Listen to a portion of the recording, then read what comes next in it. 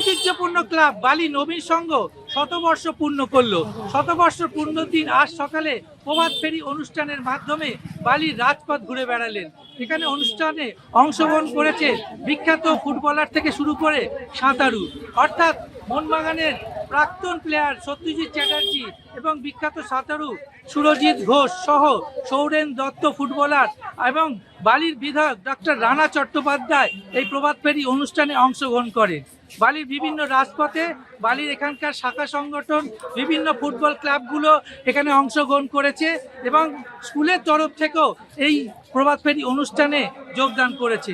ঢাক ঢোল বাজানোর মাধ্যমে এই প্রভাত ফেরি অনুষ্ঠান শতবর্ষ যে পূর্ণ করলো বালি ফুটবল ক্লাব, এই নবীন সংঘ ফুটবল ক্লাব, তাকে যাতে আরও আগামী দিন এগিয়ে যায় তার জন্য সকল মানুষ সহযোগিতার হাত বাড়িয়ে দিল।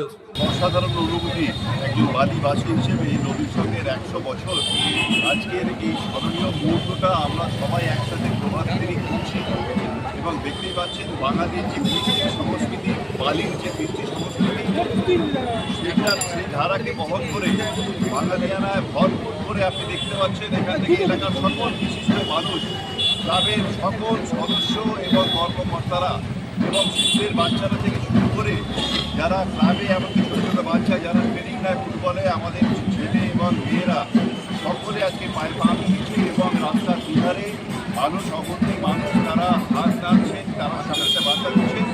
সুতরাং এক অসাধারণ অনুভূতি আজকে বালির।